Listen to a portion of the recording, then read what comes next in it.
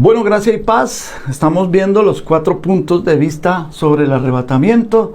Ya hemos visto 3. Hoy vamos a hablar sobre el postribulacionismo. Este es el punto de vista que más se ha mantenido a través de toda la historia de la iglesia. Por lo tanto, no es un punto de vista novedoso.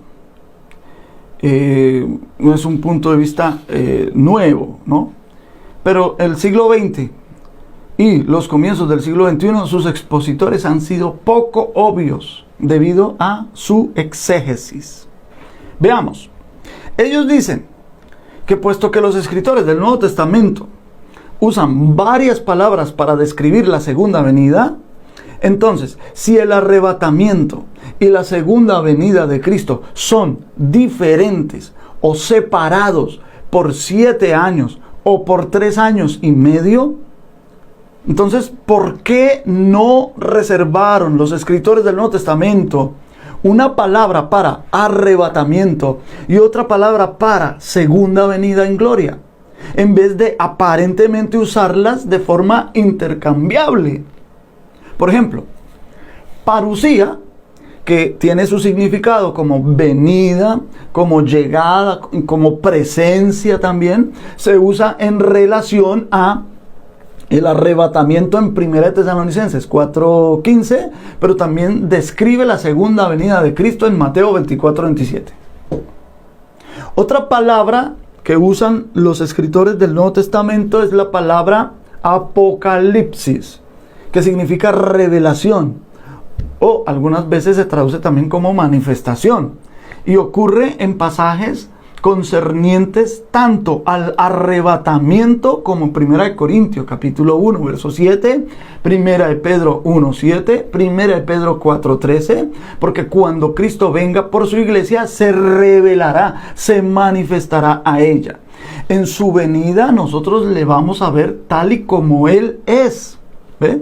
Entonces, la palabra también aparece en pasajes que describen la segunda venida de Cristo en gloria, la llegada de Cristo al final de la gran tribulación, 2 Tesalonicenses 1:7, porque ese evento también revela o manifiesta a Cristo al mundo. Y otra palabra, la tercera y última palabra que usan los escritores del Nuevo Testamento es la palabra epifanía o epifanía, que significa manifestación. En la segunda venida de Cristo, Él va a destruir al anticristo con la resplandeciente manifestación de su gloria. Eso lo dice 2 Tesalonicenses capítulo 2 versículo 8. Pero la palabra también se usa acerca de la esperanza del creyente cuando verá al Señor en gloria. En 2 Tesalonicenses 4:8, en Tito capítulo 2 verso 13, pero las varias palabras catalogan y no categorizan los eventos. Al categorizar los eventos, las palabras desempeñarían la función de clasificar un evento del otro a priori. De esta manera, el arrebatamiento priorizaría a la segunda venida, tanto en el orden como en el tiempo. Pero la pregunta es, ¿cuál o cuáles palabras se refieren solo al arrebatamiento y cuál o cuáles se refieren a la segunda venida? El postribulacionista dice, no hay manera de distinguirlas. Si se categorizaran, entonces será imposible saber a qué se refiere la una, a qué se refiere la otra o las otras, si al arrebatamiento o a la segunda venida de Cristo en gloria.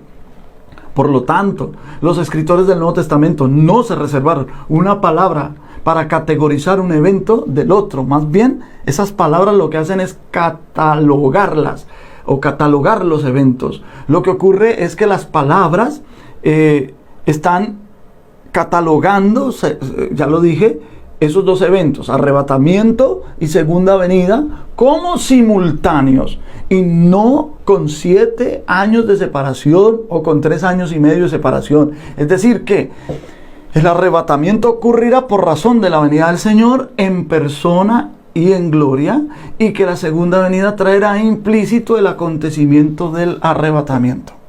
El pretribulacionista concluye también que las palabras no resuelven el problema. Los postribulacionistas también dicen que la iglesia de la última generación debe estar en la tribulación por hallarse la palabra santos en, por ejemplo, Apocalipsis 13:7, Apocalipsis 13:10, Apocalipsis 16:16, Apocalipsis 17:6, Apocalipsis 18:24. Pero la palabra santos no es indicación de que la iglesia tenga que estar padeciendo los eventos de la tribulación, sino que efectivamente habrá personas pertenecientes a la iglesia que se van a quedar padeciendo los eventos de la tribulación. ¿Por qué? Por su tibieza, por no haber guardado la palabra de la paciencia del Señor, por haber fallado en guardar los mandamientos de Cristo. Pueden ver eso en el capítulo 13 de Apocalipsis, verso 7, donde a estos santos se les llama el resto de la descendencia de la mujer, que es la iglesia, en el capítulo 12, verso 17. Es decir, que muchos individuos que pertenecen a la iglesia padecerán la tribulación. Y no quiere decir que la iglesia toda, ni de la última generación toda, tenga que sufrir los eventos de la tribulación, porque pues el postribulacionista tradicionalmente afirma que la iglesia será protegida mientras sufre, porque eso es lo que ellos dicen en otras palabras, ¿no? La iglesia será protegida mientras sufre, pero la pregunta es, ¿son los santos de la tribulación distintos de los santos de la iglesia, puesto que todos son santos? La respuesta es sí y al mismo tiempo no. A ver, los santos de la iglesia que sean trasladados para que no sufran los eventos de la tribulación, como Apocalipsis 12:14 dice que a la mujer, que es la iglesia, porque la iglesia no empezó con gentiles, sino con judíos, esa mujer, esa iglesia huirá a un sitio llamado el desierto, donde será guardada, donde será sustentada por tiempo, la mitad de tiempo, 1260 días, es el mismo tiempo que va a durar la gran tribulación, y estarán a salvo porque estuvieron guardando los mandamientos de Cristo, que es la promesa, Apocalipsis 3:10, por cuanto has guardado la palabra de mi paciencia, yo también te guardaré. Mientras que los que se quedan sufriendo la tribulación no estaban guardando esa palabra de la paciencia, y en este sentido esos santos son distintos. Hay unos santos que guardan la palabra y hay unos santos que no guardan la palabra de la paciencia. Por eso unos son guardados y otros se quedan. Pero no son distintos en el sentido de que ambos son apartados, que es lo que significa la palabra santos. Ambos son escogidos o elegidos para salvación, como Mateo 24:22, donde dice que por causa de los escogidos, aquellos días, los de la gran tribulación, serán acortados. Es decir, no será muchos años, sino serán acortados, 3 años y medio, porque si no, ninguna carne podría ser salva. Recordando que hay un número también establecido de esos elegidos que habrán de ser muertos como mártires, según Apocalipsis 6:9 y verso 11, donde dice que las almas de los que habían sido muertos, en el verso 11, esperan que el número de los que han de ser muertos como ellos, en el verso 11, se complete. Y por esta razón hay santos de la tribulación que sufrirán esos eventos, pero no son todos los santos. Además, Pablo dice que el número de los que Dios antes conoció es el mismo número de los que también predestinó. Y es el mismo número de los que también llamó. Y es el mismo número de los que también justificó.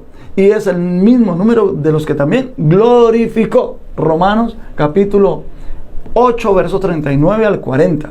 Y ese número se completará cuando, al final de la tribulación, donde los que han de ser martirizados durante dicho periodo serán quienes completarán el número que está en la mente de Dios para los elegidos que serán muertos por el martirio, según, ya lo dijimos, Mateo 6, 9 y 11. Ninguno de estos faltará o estará ausente de la glorificación que se va a efectuar cuando la iglesia sea arrebatada para ser transformada. Ese es el momento de la glorificación. Primera de Corintios 15, 43, allá dice que resucitará en gloria, se resucitará en gloria.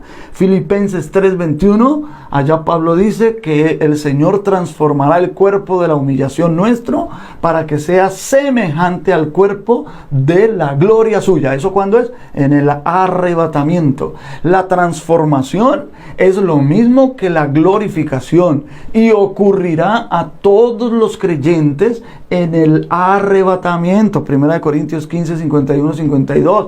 Os digo un misterio, no todos dormiremos, pero todos seremos transformados, porque se tocará la trompeta, los muertos serán resucitados incorruptibles y nosotros seremos transformados, glorificados. La resurrección para gloria ocurrirá en el arrebatamiento de la iglesia, y a esto se le llama transformación. Todo indica que será hasta después de la tribulación. Nótese la frase al final, a la final trompeta de 1 Corintios 15, 52. De otro modo, si el arrebatamiento de la iglesia ocurriría antes de la tribulación, entonces esto indicaría que no serían glorificados todos los creyentes al mismo tiempo, pues los creyentes que se queden padeciendo los eventos de la gran tribulación no serán resucitados en esa misma gloria de los creyentes que ya habrían sido resucitados en el llamado rapto, que no compartimos ese concepto, sino en el arrebatamiento pretribulacional. Hay unos que fueron glorificados en el arrebatamiento pretribulacional, pero entonces todos los que se queden no tendrán la oportunidad de ser glorificados, que es como la idea la idea del punto de vista del arrebatamiento parcial. También el postribulacionismo dice que segunda de Tesalonicenses, en el capítulo 1, desde el verso 5 hasta el verso 10, eso es la liberación de los cristianos de esa persecución en la gran tribulación, al final de la tribulación, en el regreso de Cristo. Pero el tema de segunda de Tesalonicenses capítulo 1, versos 5 al 10, no es liberación de persecución de la tribulación para los cristianos, sino que el tema ahí es la vindicación. Lo que Pablo dice en este texto no tiene que ver con cómo o cuándo los tesalonicenses perseguidos serán aliviados de las persecuciones, sino más bien él asegura que Dios juzgará a los enemigos de la iglesia de todas las épocas. ¿Cuándo? En su segunda venida en gloria, en su segunda venida en gloria, y de ese modo vindicará a aquellos que han sufrido. El arrebatamiento lo que hace es traer liberación a los que hayan experimentado persecución en la tribulación y que lleguen a estar vivos. Eso es cierto, pero es igualmente cierto que Dios vindicará a todos los creyentes que han sufrido en todas las épocas anteriores a la gran tribulación. ¿Cuándo los va a vindicar? En la segunda venida en gloria. Por eso es que los santos que están en el paraíso debajo del altar de Dios claman por vindicación. Apocalipsis capítulo 6 verso 9. ¿Hasta cuándo, Señor justo y verdadero, no juzgas nuestra sangre de los que moran en la tierra? Por ejemplo, habían anticristos en los tiempos de Juan, en el siglo I. Eso lo dice primera de Juan capítulo 2 verso 18. Ahí dice: también ahora han surgido muchos anticristos. Los anticristos han llegado, se han ido a través de los siglos, a través de los tiempos, pero todavía está por aparecer en el escenario de la historia humana un gran anticristo final, y este será el epítome de la oposición a Dios. Otros anticristos están ahora en el infierno esperando el juicio del final, al final del milenio, que los van a echar al lago de fuego para siempre. Pero al gran anticristo venidero final será juzgado en la segunda venida de Cristo. Y cuando eso suceda, Dios será vindicado con respecto a todos los anticristos que se le han opuesto a través de toda la historia, aunque los juicios particulares de estos ocurrirán mucho después. Mi punto de vista es: la posición post-tribulacional es cierta, pero en muchas cosas ingenua. La última generación de la iglesia, que al momento de comenzar la tribulación haya guardado los mandamientos de Cristo, será guardada también de la tribulación. Apocalipsis 3:10. Mientras que los miembros de la iglesia de la última generación, al momento de iniciar la gran tribulación, que no estén guardando los mandamientos de Cristo, pues no verán efectiva la promesa de ser guardados. Por tanto, se van a quedar padeciendo los eventos de la gran tribulación. Estos son los santos de la gran tribulación, que serán martirizados, serán salvos. Por tanto, creo en el arrebatamiento post-tribulacional, pero reconvengo con el punto tradicional en que la iglesia tendrá que sufrir los eventos de la tribulación. A mi juicio, el meso-tribulacionismo son puntos de vista lógicos, razonables, respecto a su manera particular de considerar el arrebatamiento para, guardar la iglesia. Pero a la hora de lo práctico, estos dos puntos de vista se ven enfrentados con inconvenientes insuperables. En el transcurso de nuestra versión en este comentario, veremos el porqué de esta afirmación. A los cristianos gentiles, así como a los judíos, las promesas de Dios, también sus amonestaciones, son inalterables. Y con ello comenzamos a notar que el pueblo judío, por ser parte universal del plan de Dios para salvación, es incluido inevitablemente en algunas secciones del Apocalipsis y en algunas expresiones de este libro. Quiero ir a una lección práctica para terminar.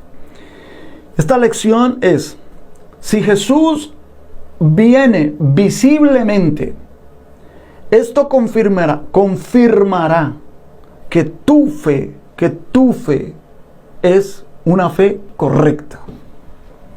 ¿Alguno ha dudado y se ha burlado de tu fe cuando tú afirmas que Cristo vuelve pronto?